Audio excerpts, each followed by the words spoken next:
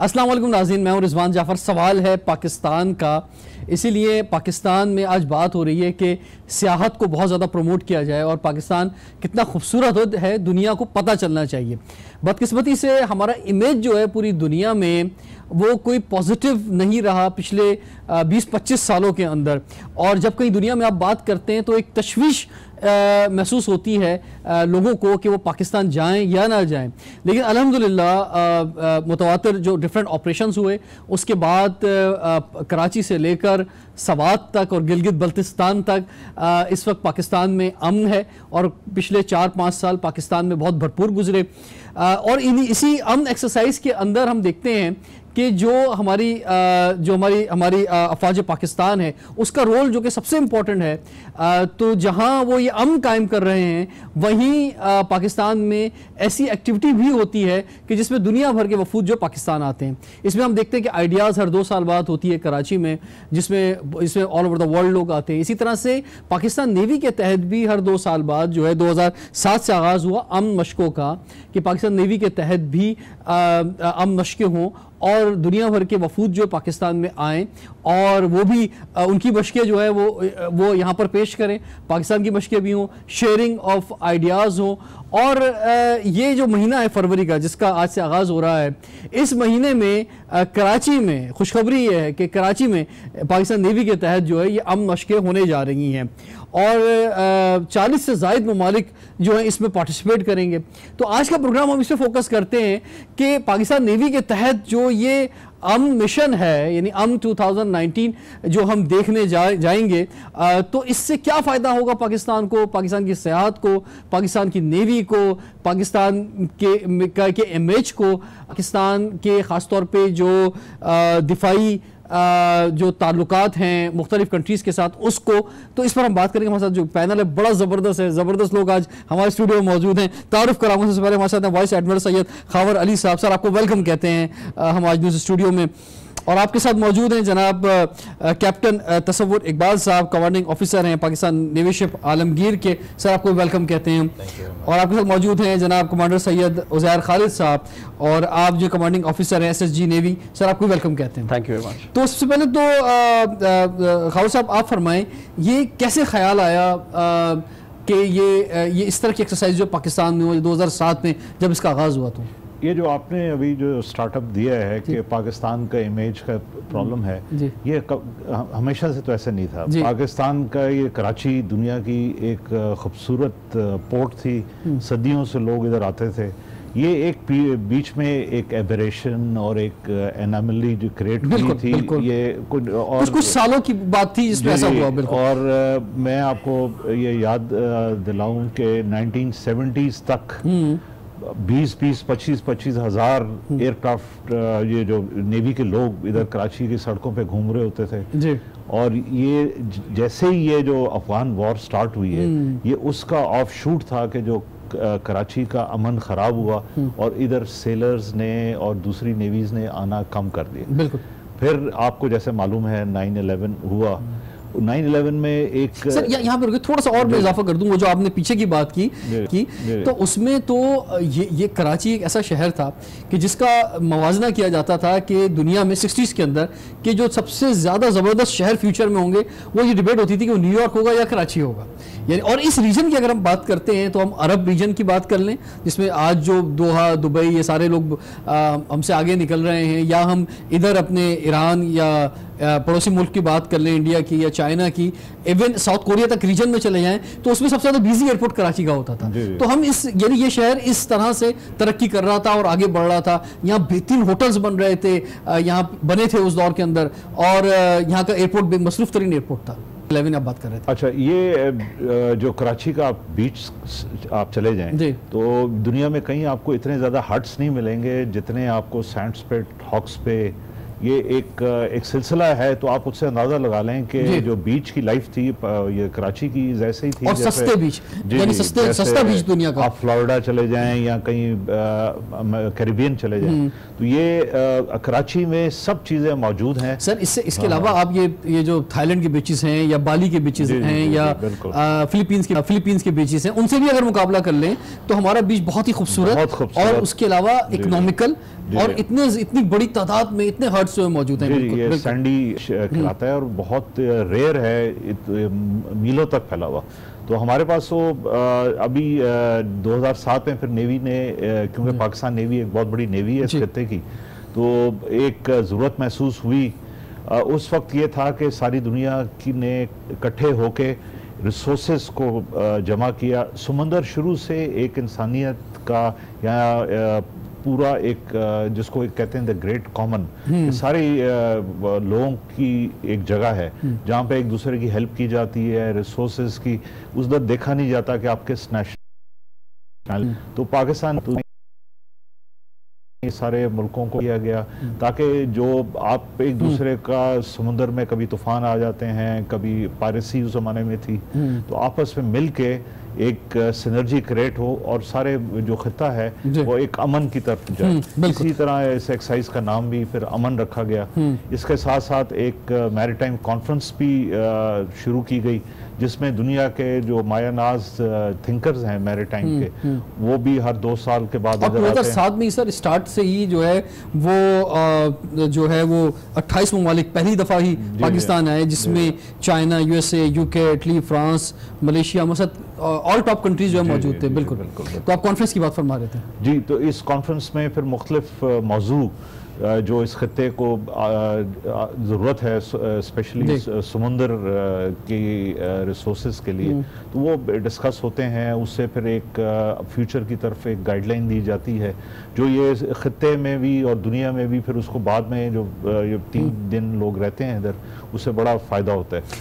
जी sir, इस तरफ हम आएंगे। दूसरा साथ साथ मैं अपने व्यूवर से भी शेयर करना चाहूँगा कि पाकिस्तान दुनिया के उन खुशनसीब तरीन मुल्कों में से है कि जहाँ हमारे पास वो बुलंद वाला पहाड़ मौजूद हैं, दुनिया के टॉप 6 माउंटेन रेंज मौजूद हैं हमारे पास। फिर वहाँ से जाहिर बात है जब आपके पास टॉप माउंटेन्स हों और ग्लेशियर्स हों वहाँ पे, तो फिर वो पानी का सिलसिला शुरू होता है और फिर दरिया जो है वो निकलते हैं और फिर वो दरिया जो है वो रुख अख्तियार करते हैं समंदर का, और फिर वो रेगिस्तानों से होते हुए जो है वो समंदर तक पहुँचते हैं। तो हमारे पास तमाम सीज़न मौजूद हैं, खुशनसीब तरीन बात है, और हमारे पास ये हर तरह की फैसिलिटी मौजूद है, दुनिया में बहुत से मुल्कों के पास नहीं है। फिर समंदर की बात करते हैं तो फिर हमारे पास एक बड़ा जो है वो कोस्टल एरिया है। इस तरफ लेफ्ट पे हम जो है वो इंडिया के साथ, राइट पे हम जो है वो ईरान के साथ जाके मिलते हैं। तो तस्वीर साहब आप फरमाएं, ये जो खासतौर पे समंदर है हमारा, जो खुशनसीबी हमें हासिल है कि हमारे पास तो ज़बरदस्त जो है समंदर मौजूद है, इस पर ज़रा कुछ फरमाएं आप। इंडियन हमेशा से हिस्ट्री में एक बड़ी ख़ास अहमियत का हामिल रहा है। जब से मैनकाइंड ने एक ट्रेड का रास्ता इख्तियार किया जिसमें कुछ कौमें जिनके पास कुछ चीज़ें अपनी ज़रूरत से ज़्यादा हैं वो दूसरों को एक्सपोर्ट करने के प्रोसेस में आई, वहाँ से आहिस्ता आहिस्ता लैंड रूट की एक लिमिटेशन है। लैंड रूट के ऊपर एक ख़ास वक्त में एक ख़ास हद तक ही सामान ले जाया जा सकता है। समंदर के अंदर जो ट्रेड है वो इस तरह की बहुत सारे मसाइल से मुबर्रा है। अगर आज की तारीख में देखें तो 90% ट्रेड जो है पूरी दुनिया का वो समंदर के रास्ते हो रहा है। बिल्कुल ठीक है। अब ट्रेड का एक नेचुरल साइकिल ये होता है कि जहाँ पे चीज़ों की रिक्वायरमेंट होगी, चीज़ों का नेचुरल फ्लो उसी तरफ होगा। इंडियन ओशन का सबसे बड़ा एक जो खासा है वो ये रहा है कि एक तो जो एंशिएंट सिविलाइजेशंस हैं वो सारी इंडियन ओशन के सराउंडिंग में थी। जो एंशिएंट ट्रेड थे, मेडिटेरेनियन से देख लें, रेड सी से देख लें, all the way trade winds थी जो मॉनसून विंड्स का बेनिफिट लेते हुए बहुत अरसा पहले से, यानी तकरीबन हिस्ट्री में स्टार्ट से ही जो ट्रेड समंदर के रास्ते हुआ उसमें मेन रोल इंडियन ओशन ही प्ले करता रहा। With the change and environment and time, Indian Ocean का इसमें कोई तब्दीली नहीं है। बिल्कुल। मसलन energy has become a major now requirement all over the world, और एनर्जी का जो मेन सोर्स है अगेन गल्फ का एरिया, बिल्कुल इंडियन ओशन के सराउंडिंग एरियाज। चुनाचे जितना भी एनर्जी का फ्लो है अगेन उसके अंदर इंडियन ओशन की इंपॉर्टेंस बहुत कुलीदी होगी। बिल्कुल। और इंडियन ओशन का एक और इशू भी है ये पैसिफिक या अटलांटिक की तरह नहीं है कि ओपन ओशन है। इंडियन ओशन की एक्सेस बड़े डिफाइंड चोक पॉइंट्स हैं जिनके थ्रू होता है। आपने अगर रेड सी से आना है बाबुल मंदब, स्विस कनाल, गल्फ में जाना है तो स्ट्रेट ऑफ हॉर्मस, इसी तरह मलाक्का स्ट्रेट्स, अगर चाइना, जापान और अमेरिका की तरफ ट्रेड जाना है, इसी तरह अफ्रीका के अराउंड आपने जाना है तो केप ऑफ गुड होप। इन सारे पॉइंट्स की वजह से इंडियन ओशन के अंदर जो एक हर कंट्री है, चाहे इस रीजन का हो चाहे इस रीजन का ना हो, उनका इंटरेस्ट इस इंडियन ओशन के अंदर हर वक्त मौजूद रहता है। और उसी की एग्जांपल आपको नजर आती है कि बहुत सारी हमारी इंटरनेशनल टास्क फोर्सेज हैं जो कि आप देखते हैं कि हर वक्त इंडियन ओशन में ऑपरेट कर रही होती हैं। उनके साथ पाकिस्तान नेवी का एक बड़ा अच्छा कोलैबोरेशन है। CTF 150, CTF 151, permanent Pakistan navy की पार्टिसिपेशन है दोनों टास्क फोर्सेज के अंदर। मल्टीपल टाइम उनकी कमांड पाकिस्तान नेवी के पास रह चुकी है। चुनाचे अगर आप इन सारे एलिमेंट्स को देखें तो इंडियन ओशन की जो अहमियत पास्ट में रही है वही अहमियत इसकी फ्यूचर में भी रहेगी। बिल्कुल। पाकिस्तान नेवी अपनी जो एक इस जगह के अंदर कुलीदी अहमियत रखती है वो भी कभी कंप्रोमाइज नहीं होगी। पाकिस्तान नेवी की अहमियत हमेशा इस जगह पे रहेगी, इंटरनेशनल कम्युनिटी के लिए भी और इस रीजन के अंदर पीस और स्टेबिलिटी। बिल्कुल। जो हमारा महल वकू है वो तो बड़ा ज़बरदस्त है। आपकी तरफ बढ़ते हैं उधर साहब कि हम ख़ास तौर पे कराची जहाँ पे मेन बिजनेस है और ये बंदरगाह पाकिस्तान बनने के बाद से लेके आज तक जो है बड़ा इंपॉर्टेंट रोल रहा है, वहीं अब हम अपनी जो और बंदरगाहें हैं उस तरफ भी हम जो है वो बढ़े हैं और ख़ासतौर पे गवादर की तरफ हम चलते चले जाएं। मैं आपको एक बात बताना चाहूँगा कि मैंने दुनिया के बहुत मुल्कों में ट्रैवल किया है और मैं बहुत से हाईवेज़ पे गया हूँ और बाय रोड ही बहुत ट्रैवलिंग की है मैंने, चाहे वो अमेरिका हो या यूरोप हो या इधर फार ईस्ट हो। लेकिन जो खूबसूरत ट्रैवलिंग कराची टू गवादर है, नो डाउट ऐसी खूबसूरत ट्रैवलिंग जो है वो पूरे वर्ल्ड में नहीं है, कोई शक नहीं। तो अब ये जो लोग आ रहे हैं तकरीबन 44-45 कंट्रीज के लोग जो आ रहे हैं, तो ये इससे भी लुत्फानंदोज होंगे इस ट्रैवलिंग से, क्योंकि देखिए ना इतना खूबसूरत पहाड़ी सिलसिला, ऐसा लगता है कि किसी ने अपने हाथों से तराशा है उन पहाड़ों को, इतने खूबसूरत पहाड़। और आपके यानी राइट पे और लेफ्ट पे आपका मुसलसल समंदर चल रहा है और समंदर भी ऐसा कि कहीं नीला नज़र आ रहा है, कहीं हरा नज़र आ रहा है। तो ये इस तरफ भी कुछ आप समझ रहे हैं कि लोग जाएंगे? जी पहले तो ये सारी एक्साइज जो है, क्योंकि इसमें बहुत से नेशन, जैसे आपने शुरू में बताया कि 28 शुरू हुए थे जब 2007 में, और आज हम 2019 में पहुंच गए हैं और ये 40 से ज़्यादा कंट्रीज़ जो है आ रही हैं। तो इससे बेसिकली आपको ये चीज़ पहले पता चलेगी कि कितना कॉन्फिडेंस बाहर के लोगों ने, बाहर के ममालिक ने, बाहर की मिलिट्री फोर्सेस ने पाकिस्तान नेवी पे शो किया कि वो मज़ीद अपनी इसके अंदर इंटरऑपरेबिलिटी बढ़ाते गए और अपनी फोर्सेस की कोलैबोरेशन डालते गए। तो डेफिनेटली क्योंकि एक्साइज जो है मिलिट्री की एक्साइज होती है तो इसमें ज़्यादा फोकस जो है वो इंटरऑपरेबिलिटी पे रहता है ताकि हम आपस में अपने प्रोसीजर्स शेयर कर सकें। और जिस तरह एक पहले था कि एक कॉन्सेप्ट था कि सिंगल नेशन सिक्योरिटी, लेकिन क्योंकि जब सी साइड पे आते हैं तो एक कोलैबोरेटिव सिक्योरिटी की बात आती है अब कि अब जो है वो सारे मिल मिला के जब साथ एक दूसरे के साथ जुड़ के हम जाएंगे तभी पीस को आगे प्रोलॉन्ग करेगा। तो उन सब चीज़ों को लेते हुए ज़्यादा फोकस जो है इस सब एक्साइज का वो मिलिटरीली रोल्स पे ही रहता है, क्योंकि हमारे और बहुत सी चीज़ें होती हैं। तो बिल्कुल हम लोग थोड़ा बहुत फोकस करते हैं कि कल्चरल भी अपना दिखाएं, कल्चरल भी थोड़े बहुत प्रोग्राम इसके अंदर होते हैं, फूड गालास भी अरेंज होते हैं, काउंटर टेररिस्ट डेमो जिस तरह है वो भी इसका हिस्सा होता है। तो इन सब चीज़ों को लेके साथ चलते हैं। जी हाँ बिल्कुल। इन मशकों में क्या होगा इसको तो जानना बहुत ज़रूरी है। तो इसमें सर आप फरमाएं कि क्या होने जा रहा है, मसद समंदर में क्या होगा, लैंड पे क्या होगा, कितने शिप्स जो हैं वो कराची आएंगे अंदाज़न? ये जैसे मैं भी बताया कि जो पाकिस्तान का जो कल्चरल पार्ट है वो भी बहुत अच्छे तरीके से उजागर होगा। इसमें इसको उजागर करने के लिए आपके जैसे चैनल जो हैं उनसे हम ये रिक्वेस्ट करते हैं, जैसे जब ये एक्सरसाइज होती है कि जो पाकिस्तान के लोग हैं उनकी एक इशू है कि वो समुंदर की तरफ देखते नहीं हैं, वो ज़्यादा ज़मीन की तरफ देखते हैं। तो हम जब ये एक्सरसाइज ये शिप्स आते हैं, बहुत खूबसूरत जहाज़, 20-25 दुनिया के वॉरशिप्स इधर आएंगे मुख्तलिफ़ किस्म के जो यूनिफॉर्म्स लोग कराची में देखेंगे, तो साथ साथ जो कराची का ट्रेडिशन है, जो आपकी पुरानी बंदर बोट जो हार्बर में सेलिंग बोट्स होती थी, उसका ट्रेडिशन होगा। जो आपकी जो फिशर कम्युनिटी है, जो बड़ी कलरफुल कम्युनिटी है, जी जी। आपको शायद मालूम नहीं है कि ये फिशरमैन अभी तो बड़ा इजी है, जीपीएस लगा के आप चले जाएं। यही फिशरमैन यहाँ से आज से 50 साल 60 साल हांगकांग चले जाते थे बगैर नेविगेशन के। आप अफ्रीका जी ये सर सितारों की मदद से चाल मालूम करके रास्ता तलाश करते थे जी, हवाओं के रुख से फ्लैग लगा के डायरेक्शन मालूम करते थे और वहां तक। जी बिल्कुल। तो अब ये जो इश्यूज हैं जो समंदर से रिलेटेड हैं, ये एक अपॉर्चुनिटी है ये एक्सरसाइज की। एक तो हमारा मुल्क की बड़ा सबको पता लगेगा पाकिस्तान के बारे में। दूसरे जो उसके साथ इश्यूज रिलेटेड हो गए हैं, आपका जैसे प्लास्टिक है वो समुंदर में जा रहा है 5-10 मील। आप जैसे चैनल इसको अगर फोकस करेंगे, तो बड़ा इंपॉर्टेंट सब्जेक्ट है, एस्पेक्ट है। इसमें हमने कई बार आवाज उठाई है कि जो खासतौर पर कराची के साथ जो समंदर है, वहाँ पे जो भी अल्लाह ताला की मखलूक उस समंदर में मौजूद है, वो मेरे ख्याल से रोजाना कराची वालों को बहुत बुरा भला कहती होगी। ये सारा वेस्ट जो है वो समंदर पे जा रहा है। क्या हाल हो गया समंदर का सर? हमने शहर का तो बुरा हाल किया है कि हमने समंदर को भी नहीं छोड़ा। और ये आप इधर हैं, वो बहुत जबरदस्त एक नेचुरल हैबिटाट है। पाकिस्तान की कोस्ट पे कोरल भी है, डाइविंग साइट्स बेहतरीन है। तो ये अब आपका ये एक जो नेवी का जो इतना बड़ा एफर्ट करती है, एक तो हमारा मुल्क का पूरा दुनिया में इमेज जाता है, एक हमारी बड़ी नेवी है।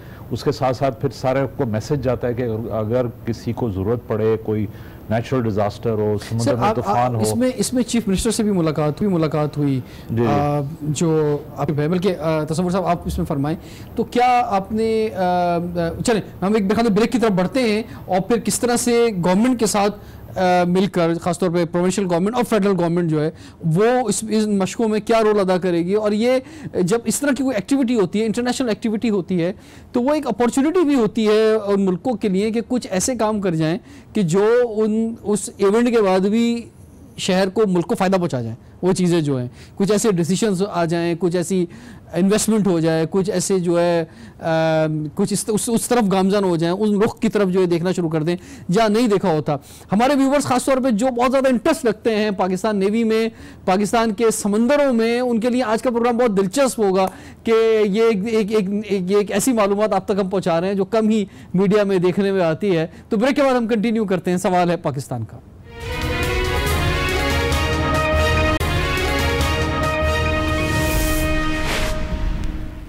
Welcome back. सवाल है पाकिस्तान का, इसीलिए आज बात हो रही है पाकिस्तान नेवी के तहत फरवरी में होने वाली अमन मशकों पर। एक इंटरनेशनल इवेंट जो है कराची में होने जा रहा है, जिसमें मोर देन 40 कंट्रीज पार्टिसिपेट करेंगे। और हम बात कर रहे हैं पाकिस्तान के समंदरों की, बात हो रही है पाकिस्तान नेवी की। और हमारे साथ यूनिफॉर्म लोग मौजूद हैं, क्योंकि मैं भी एक स्काउट हूँ और यूनिफॉर्म पहनता हूँ, तो इसलिए और मैं क्योंकि खुद भी बहुत मैंने कैंपिंग की है, मट्टी से बड़ा एक ताल्लुक जो है वो रहा है, कैंप में आप करते हैं तो इसलिए बहुत अच्छा फील कर रहा हूँ आप लोगों के साथ। तो तसव्वुर साहब, आपसे बात अब करना चाहेंगे कि जो रोल है सिंध गवर्नमेंट का और फिर फेडरल गवर्नमेंट का, इस मिनिस्ट्री भी मौजूद है बाकायदा तौर पर, तो आप क्या समझते हैं कि एक तो आपका रोल है, फिर ये गवर्नमेंट्स का जो रोल है प्रोविंशियल और फेडरल गवर्नमेंट का, तो इन मशकों में वो कैसे होगा? हम मशकों की तरफ आएंगे, वहाँ क्या होगा, लेकिन उससे पहले गवर्नमेंट रोल पे ज़रा थोड़ा सा बात कर लेते हैं। बेसिकली जो एक्सरसाइज के अंदर तमाम इंटरनेशनल नेवीज़ का आना जी, यहाँ पे आके हमारे साथ इंगेज होना, हमारे साथ एक्सरसाइजेस करना, कॉमन ऑब्जेक्टिव्स के एफर्ट्स करना, ये सब पार्ट ऑफ नेवल डिप्लोमेसी है। और नेवल डिप्लोमेसी एक स्टेट टूल है जिसके तहत स्टेट एक अपनी पॉलिसी जो है वो दुनिया में आगे लेके चलती है। तो जो अमन एक्सरसाइज का इनकाद है, ये बराह रास्त एक स्टेट की पॉलिसी है जिसके तहत हम सारी नेवीज़ को अपने पास यहाँ पे इनवाइट करते हैं। और अगर आप ये देखें तो उन सब का यहाँ पे आना, आकर हमारे साथ ऑपरेट करना, ये इस चीज़ का इजहार है कि इस समंदर में जहाँ पे पाकिस्तान नेवी का एक इन्फ्लुएंस है, जो हमारा एरिया ऑफ रिस्पॉन्सिबिलिटी, यहाँ पे एक मुकम्मल अमन है।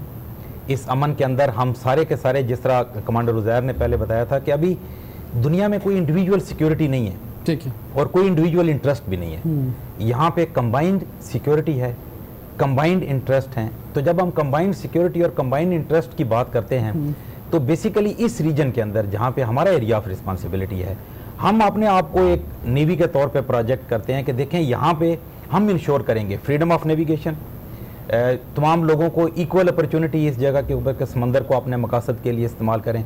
जैसे एडमिरल खावर ने भी कहा कि ये एक सर ये फरमाएं कि ये जो मशक़ें होती हैं इनका बुनियादी मकसद जो है वो क्या होता है? यानी इसका मकसद एक दूसरे के साथ जो है वो आप किस जगह पर हैं टेक्नोलॉजी के अंदर वो शेयरिंग होता है, यानी क्या क्या जो डिप्लोमेटिक लेवल पर जो है वो क्या क्या चीज़ होती है? जी जो कल्चर है ये कल्चर हमेशा से एक इंटरनेशनल कल्चर रहा है। नेवी एक ऐसी फोर्स है जो कि शायद अपने पानियों में कम और अपने मुल्क से बाहर ज़्यादा ऑपरेट करती है। अच्छा। तो जब भी आपका एक इंटरनेशनल कल्चर होता है और इंटरनेशनल आउटलुक होती है तो वहाँ पे जब आप डिफरेंट नेशंस के शिप इकट्ठे होते हैं, डिफरेंट नेशन की फोर्सेस इकट्ठी होती हैं, तो वहाँ पे जो आपका मैकेनिज्म है कि हम सेम लैंग्वेज बोलें, हमारे सेम प्रोसीजर्स हों, हमारी सेम अंडरस्टैंडिंग हो कि एक जो सिचुएशन है इस सिचुएशन को हैंडल करने की मैं आपको एक एग्जांपल देता हूँ। लेट्स सपोज कि अगर एक मर्चेंट शिप है जिसके ऊपर कोई पायरेसी अटैक हुआ है, अगर उस पायरेसी अटैक को पाकिस्तान नेवी का शिप हैंडल करेगा तब भी वही प्रोसीजर इख्तियार करेगा, एक यूएस नेवी का शिप हैंडल करेगा वो भी वही प्रोसीजर इख्तियार करेगा, जापानीज नेवी करेगी वही प्रोसीजर इख्तियार करेगी। तो जब हम सारे आपस में इकट्ठे होते हैं तो उसी इंटरऑपरेबिलिटी जो है हमारे यानी सिमिलर प्रोसीजर उन सब को हम रीइंफोर्स करते हैं, एक दूसरे के साथ रिहर्स करते हैं, प्रैक्टिस करते हैं।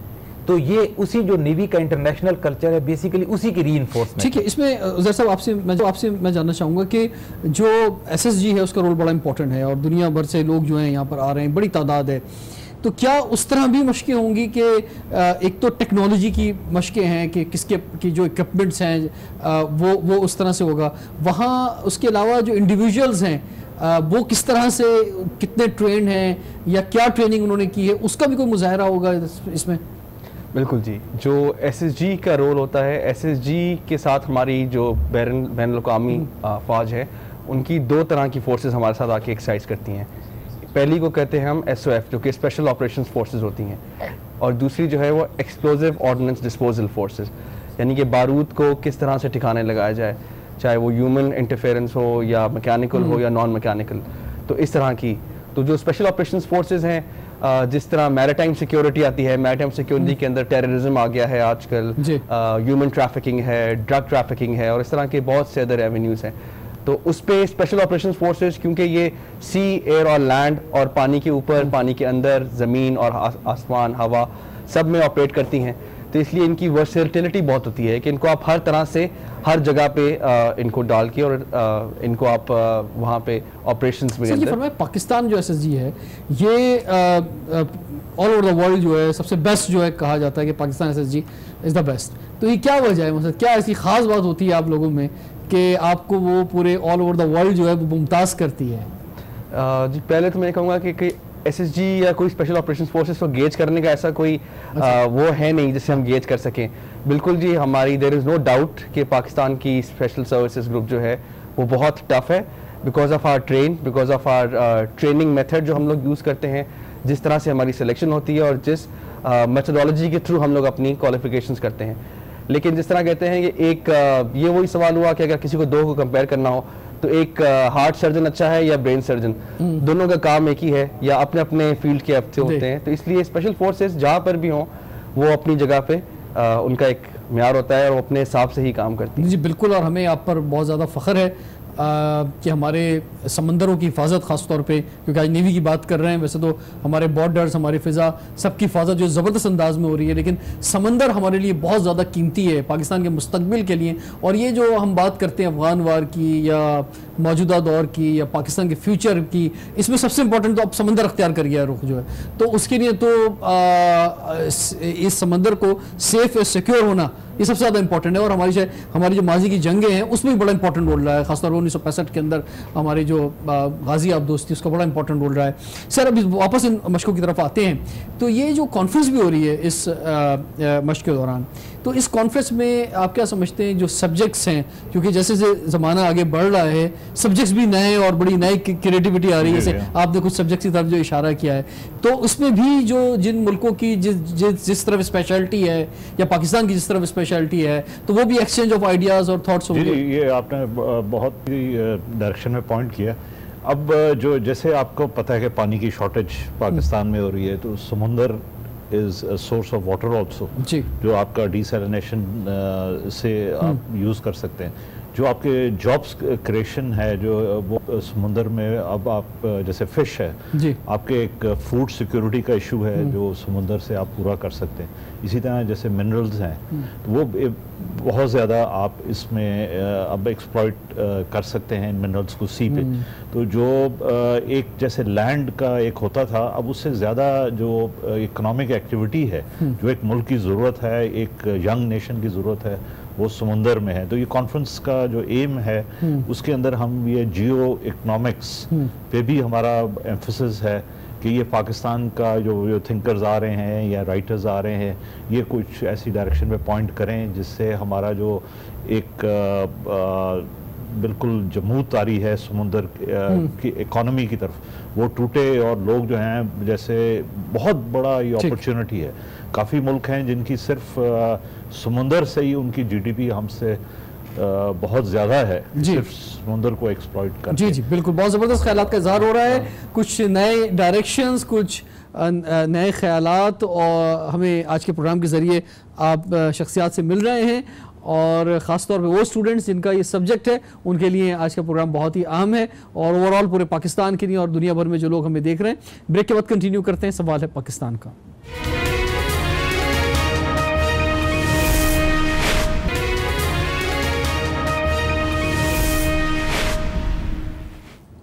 Welcome back. सवाल है पाकिस्तान का, इसलिए आज हम बात कर रहे हैं फरवरी के महीने में होने वाली कराची में पाकिस्तान नेवी के तहत अमन मशक़, और इसका नाम जो है वो पीस 2019। दुनिया भर के 40 से ज़ायद ममालिक जो है वो कराची में होंगे, और हमारे समंदरों पर जो है वो दुनिया भर के जो है वो शिप्स आएंगे। अंदाज़न कितने शिप्स जो हैं कैप्टन साहब समझते हैं कि कराची आ रहे हैं इसमें? इसमें देखें एग्जैक्ट नंबर तो हमें वक्त के साथ ही पता चलेगा, बट बहुत सारे कंट्रीज़ हैं जिनकी कमिटमेंट्स हैं, और वो इंशाल्लाह ताला वो शिप्स आएंगे भी यहाँ पे। इसमें जो ज़रूरी चीज़ है वो ये है कि पाकिस्तान नेवी भी as a part of process बहुत सारी इंटरनेशनल एक्सरसाइजेज में हिस्सा लेती है। तो जब हम जाते हैं मुख्तलिफ ममालिक में, वहाँ पे उनकी एक्सरसाइजेज में हिस्सा लेते हैं, तो बायलैटरली वो भी आते हैं हमारे पास एक्सरसाइज। बिल्कुल बिल्कुल, और एक बड़ी तादाद होगी ना, अगर ना 40 कंट्रीज हैं, फिर उसमें अंदर स्टाफ है, उसका क्रू है, फिर ऑफिसर्स आ रहे हैं, और फिर सिर्फ और सिर्फ जो है वो इन शिप्स में नहीं आ रहे, बड़ी तादाद लोग एरोप्लेन के जरिए आ रहे हैं। सर एक तो काम करें ना, इस महीने मैंने भी अभी बाहर गया हुआ था, अभी 2 दिन पहले आया हूँ, तो कराची में जब जहाज़ लैंड करता है तो वो जो इर्द गिर्द जो ज़मीन है वो बड़ी बंजर हुई हुई है, वहाँ कुछ घास वास लगनी चाहिए ताकि लैंड करते ही विंडो से अब देखे तो एक अच्छा इंप्रेशन पड़े कराची का। अभी माशाल्लाह कराची को देखें तो आज से कुछ साल पहले की बजाय अभी कराची काफ़ी ज़्यादा ग्रीन है। ये एक प्रोसेस है। ग्रीन तो है, मैं तो रनवे की बात कर रहा हूँ, रनवे में भी वहाँ पर भी काम होना चाहिए भाई। एयरपोर्ट जो है, जो 20 साल पहले एयरपोर्ट बन गया था, ऐसा लगता है कोई वाली वारिस नहीं है एयरपोर्ट का। सर आपका तो सब्जेक्ट नहीं है, लेकिन जहाँ तक बात पहुँचनी चाहिए वहाँ भी वो भी पहुँचाए ना अपने प्रोग्राम के जरिए। यानी अगर जो है वो ट्रॉली जो 20 साल पहले आई थी सामान उठाने वाली, वही अभी तक मौजूद है, उसी तरह के वॉशरूम मौजूद हैं जो 20 साल पहले 25 साल पहले थे। कहीं हमने कोई इन्वेस्टमेंट नहीं की एयरपोर्ट के ऊपर, हमने अपने रनवे के ऊपर, तो ये भी ज़रूरी चीज़ है। और एक और बात बड़ी इंपॉर्टेंट है कि अभी लास्ट वीक जब मैं इंटरनेशनल फ्लाइट पे जा रहा था, तो तकरीबन मैंने कोई 300 के करीब फॉरेनर्स देखे जाते हुए, नहीं कि लंबी लाइन थी, तो उसमें चाइनीज़ ज़्यादा थे, तो मुझे एक खुशी भी हुई। लेकिन अब जैसे जैसे अब आपका इवेंट हो रहा है, इस तरह बहुत सारे इवेंट्स हो रहे हैं, होटल इंडस्ट्री का काम बढ़ रहा है, लोग आ रहे हैं यहाँ पे, तो उसी तरह से एयरपोर्ट की भी एक्सपेंशन होनी चाहिए, चीज़ें आगे बेहतर होनी चाहिए। इंशाल्लाह पाकिस्तान में वापस आ चुका है, और अमन एक्सरसाइज भी इसी चीज़ की एक प्रोजेक्शन है कि अमन आ चुका है पाकिस्तान में, और इंशाल्लाह ताला ये अमन यहाँ पे कंटिन्यू रहेगा इंशाल्लाह। और जब अमन कंटिन्यू रहेगा तो इंशाल्लाह ताला इस खूबसूरत मुल्क को किसी को कहने की ज़रूरत नहीं पेश आएगी कि वो आएँ और हमारा मुल्क देखें। दुनिया ऑलरेडी इस मुल्क को जानती है। और इसमें एक और खुशैन बात ये हुई है कि मौजूदा गवर्नमेंट ने जो ऑन अराइवल वीज़ा किया है और उसके अलावा वीज़ों में आसानी की है पाकिस्तान आने के लिए, क्योंकि जहाँ हमारे लिए मुश्किल होता था दुनिया का वीज़ा हासिल करना, वहाँ दुनिया के लिए पाकिस्तान का वीज़ा हासिल करना भी मुश्किल होता था कि हम बहुत से बड़े मुल्कों को मना कर देते थे, माजरत कर देते थे, भाई हमारे मुल्क में सर आप तो सफ़ीर रहे मालदीव में, तो बड़ा मुश्किल होता था पाकिस्तान का वीज़ा लेना दुनिया भर के लिए। तो अब ये आप समझते हैं ये अच्छा इकदाम है गवर्नमेंट का कि जो ऑन अराइवल वीज़ा तकरीबन कोई 50 मुल्कों के लिए हुआ है और 150 मुल्कों के लिए आसान कर दिया वीज़ा देना? बहुत ही अच्छा इकदाम है, क्योंकि इससे पहले जो पाकिस्तान आना चाहता था उसके लिए बहुत ज़्यादा डिफ़िकल्टीज थी। ये इससे टूरिज़्म बहुत बढ़ेगा और जो पाकिस्तान, पुराना पाकिस्तान जो टूरिस्ट इधर थ्राइव करता था वो आएगा।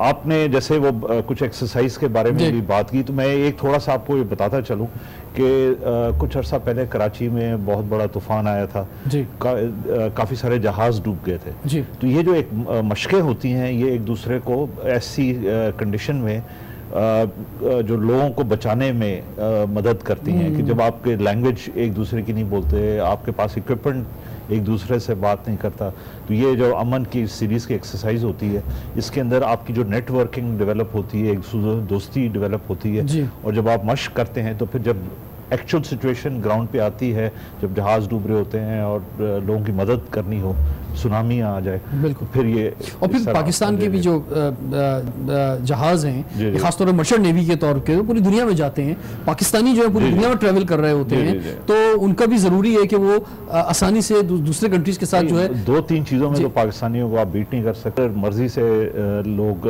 पाकिस्तान आते हैं, वो जब वापस जाते हैं तो वो कहते हैं जी कि इस जैसे वार्म लोग बहुत कम दुनिया में है, और खाना आपका जो है ना वो बस यही कहते रहते हैं कि खाना जो है वो भी एक बहुत टूरिज्म है। बिल्कुल, हॉस्पिटैलिटी जो बड़ी बहुत ज़बरदस्त है, बहुत ज़बरदस्त है। उज़ैर साहब आपकी तरफ मैं बढ़ता हूँ, एक ज़माना था अगर हम तारीख में चले जाएं तो कौमें जो है वो अपनी असलहे को, अपनी फ़ौज को, अपनी चीज़ों को छुपा के रखती थी, यार किसी को दिखाना नहीं है। आज जो है हम ये देख रहे हैं कि ट्रेंड चेंज हुआ है, अब मशक़ें हो रही हैं, अब जो है वो तो इस कंपैरिजन को कैसे देखते हैं? ये वो पहले बेहतर था या आज जो है बेहतर है? अमन के लिए ज़्यादा इंपॉर्टेंट चीज़ क्या है? अमन के लिए तो जी सर मैंने सबसे पहले कहा था कोलैबोरेशन बहुत ज़रूरी है, क्योंकि अमन ऐसा एक प्रोसेस नहीं है जो कि आज है और कल नहीं होगा।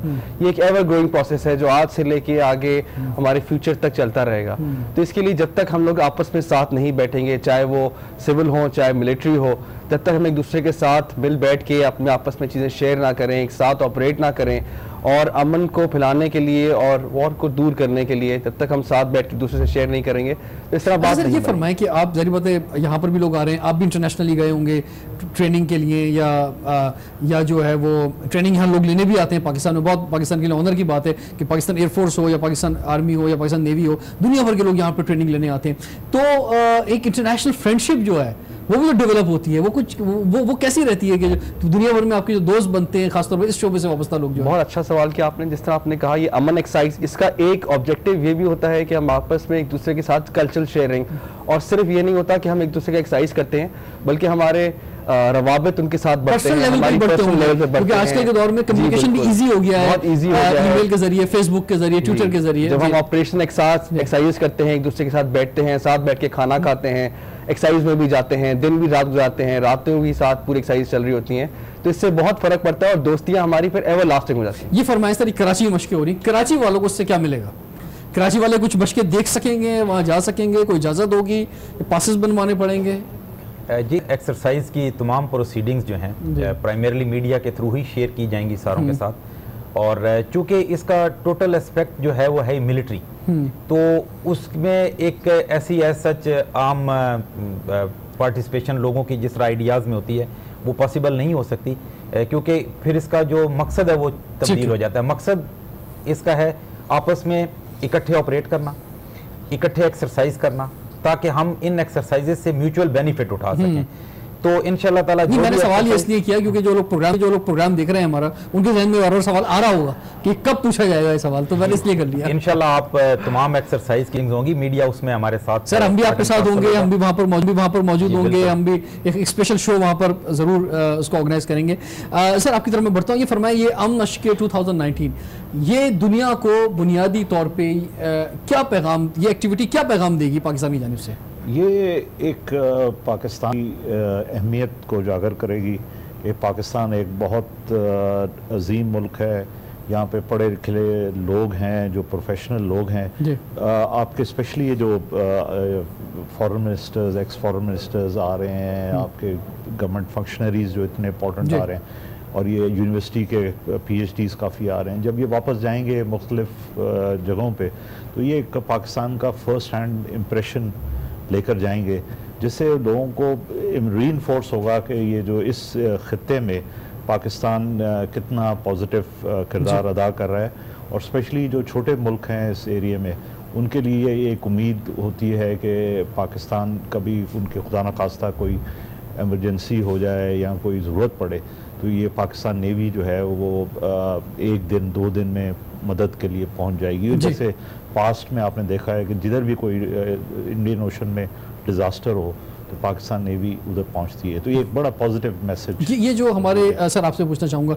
जो एक तो पाकिस्तान नेवी पे पाकिस्तान नेवी जो है वो ऑफ कोर्स आप उस पर हुकूमत करते हैं, हुकूमत से मुराद ये कि हिफाजत करते हैं हमारे पाकिस्तानियों की, और हम लोग इसीलिए सुकून से सोते हैं कि हमें पता है कि समंदर पे आप हमारी हिफाजत कर रहे हैं, फ़ज़ाओं में हमारी पाकिस्तान एयरफोर्स हमारी हिफाजत कर रही है, हमारे बॉर्डर्स पे पाकिस्तान नेवी हमारी हिफाजत कर रही है।